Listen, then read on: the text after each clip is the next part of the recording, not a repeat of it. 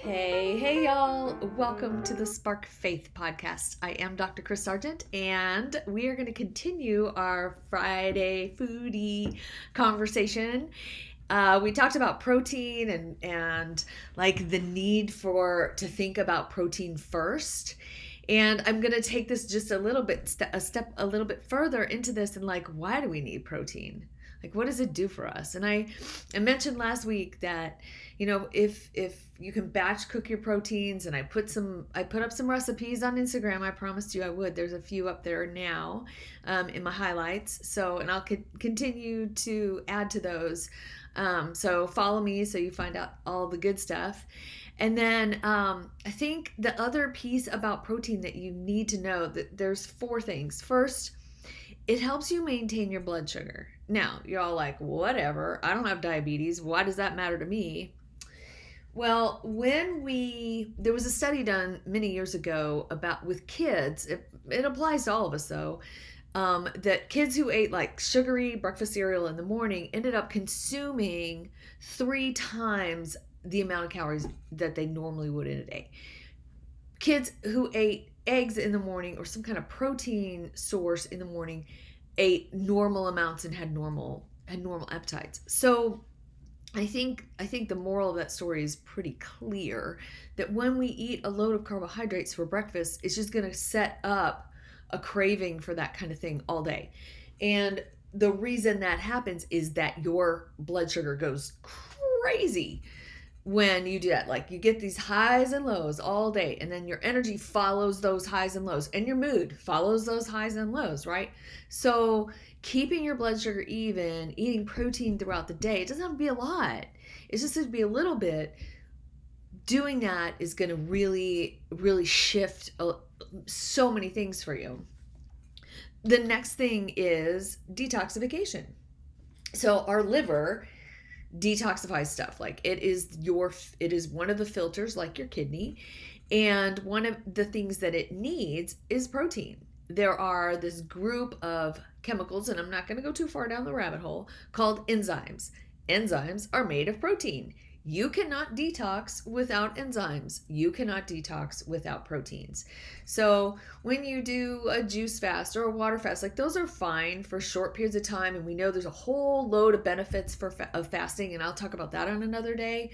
However, too much of that and not enough protein can really set you up for a world of hurt. So make sure that you can get enough protein in all of that.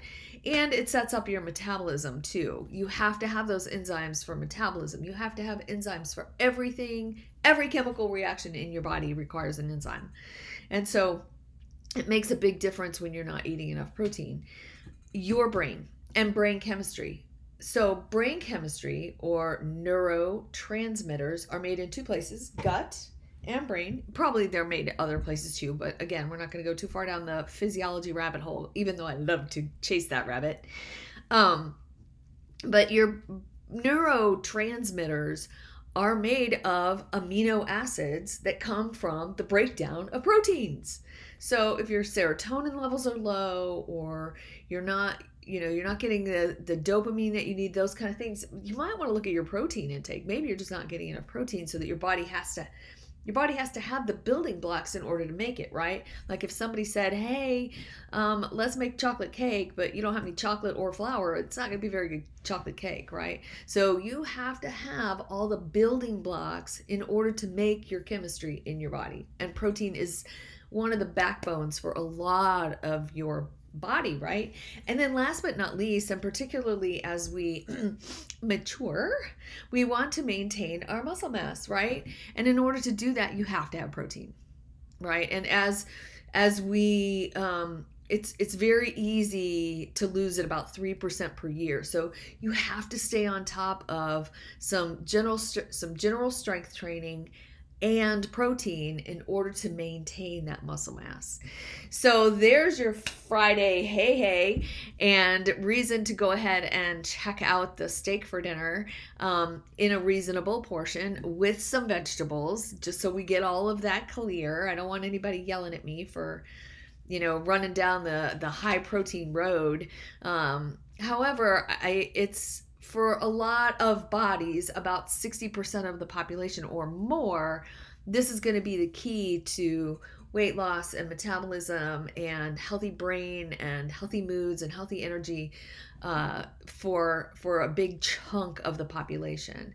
And right now we have a big chunk of the population, up to 70% or more, that's overweight and obese. And it's ultra processed foods that are really creating that. So if we can shift into protein, into a little bit more protein, and away from some of these ultra processed packages and boxes of foods, you're going to find yourself in a much better place health wise.